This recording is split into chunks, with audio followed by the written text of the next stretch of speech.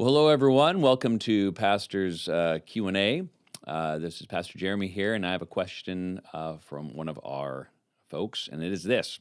How should Christians view and approach drugs, aka mind-altering substances, whether illegal or legal? Alcohol, for example, tobacco, alcohol, cannabis, caffeine, meth, etc. Considering the state of our society and culture, the influence of advertising, marketers, and social media, and the pain and suffering these addictions cause, what should the Christian do?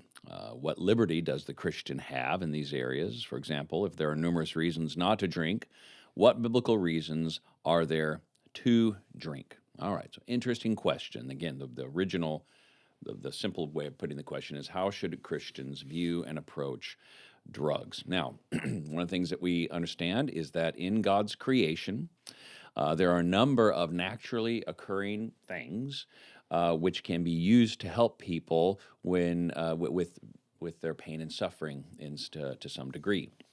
Now, that said, I mean, we while there are things that are naturally occurring that can help us and bless us in some way, there are some naturally occurring things that have been distilled down to such a degree that they are just destructive and should be avoided entirely. Meth is a good example of this, and there's a long list of other ones that it's become so potent in the way that it's been distilled that it should never be, it's just not good for the human body at all. And certainly anything illegal from a Christian's worldview should be avoided. But what about these things that are naturally occurring in God's creation and can be used for our good and are legal? What should our attitude be towards these? Well, our attitude should be that any engagement and use in it should be for the glory of God. And that's the purpose. That's why they were made. However, like many other things in God's creation, sin has come in, and now, because sin exists in the human heart, we have warped and abused that thing in such a way that it no longer alleviates pain and suffering. Now it actually adds to pain and suffering. And so, before we get into that a little deeper, one question I think we ought to ask is how could a mind altering substance, because that was a specific part of the question here, how could a mind altering substance ever be helpful for the Christian or for anybody? Well, let's use alcohol as an example. Obviously, back in biblical times, they did not have access to prescription drugs in the way that that we have them today, and so alcohol was what would been used for this sort of thing. But Proverbs 31, 6-7 says this. Give strong drink to the one who is perishing, and wine to those in bitter distress. Let them drink and forget their poverty and remember their misery no more. So here's an encouragement in Scripture to say if someone's dying, this would be analogous to hospice care. If someone's dying and they're just in pain, what they're saying is we in hospice care, they give them medication that just alleviates their suffering in their last moments there. This is a similar kind of idea. The other one about the strong drink to people who are in bitter distress, I think this would be similar in the modern context to someone who is maybe experiencing, needs anti-anxiety medication or needs pain relief in some way.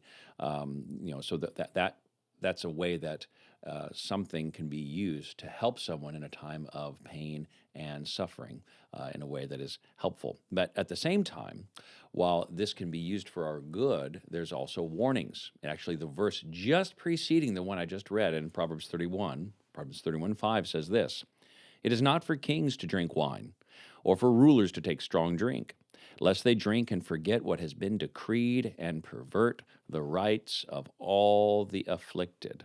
So, alcohol, in this case, is something that is given for our good, clearly, but it also comes with warnings.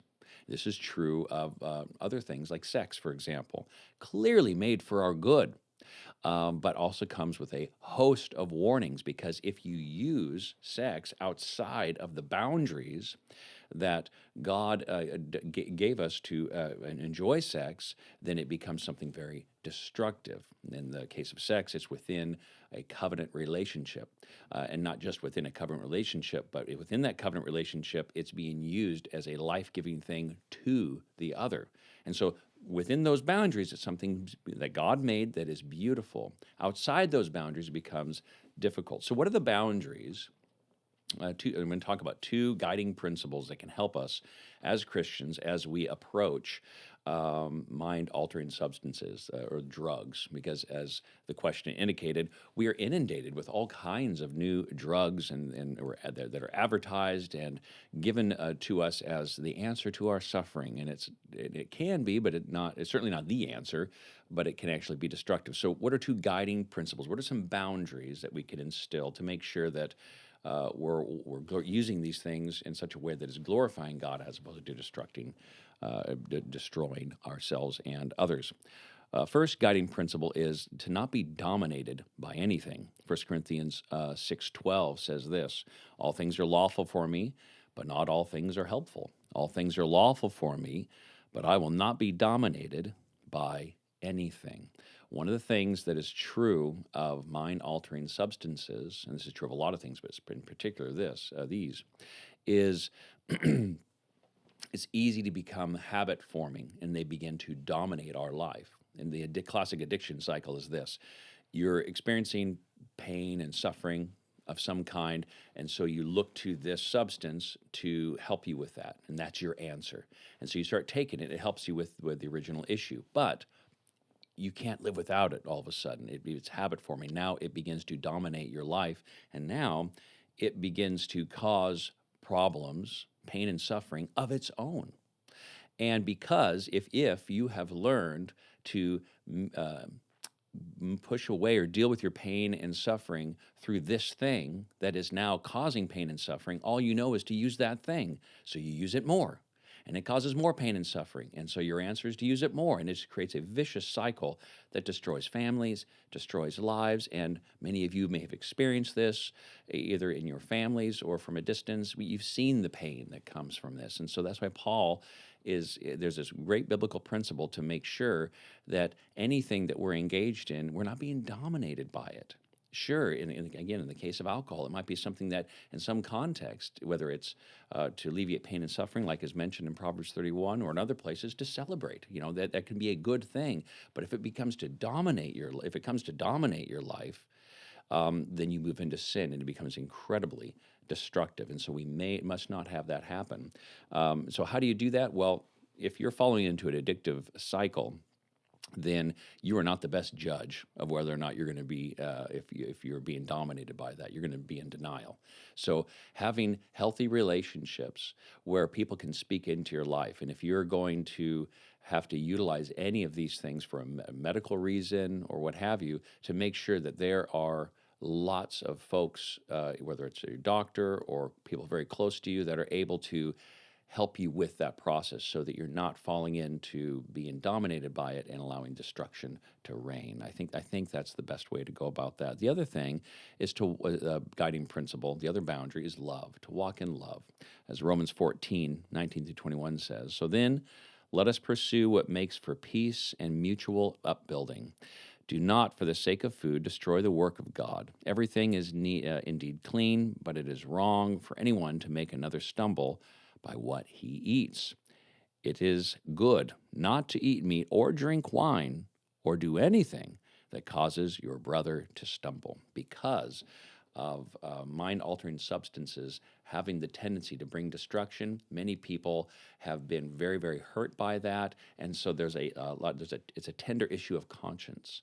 And so we must be not, when we engage with this sort of thing, we don't want to engage with it in such a way saying, well, I want to do this. This is good for me, so I don't care what anyone else thinks.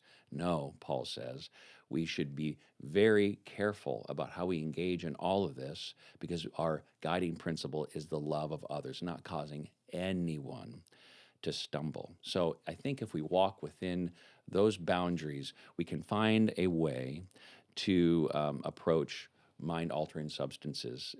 Illegal, avoid it. Anything that you're given to help from the doctor to help you during a time, make sure that you're not being dominated by it. And at the same time, we're also making sure that we're walking in love. I think those things can help us. So if you have other questions, please send them our way. We'd love to answer them. Have a blessed day.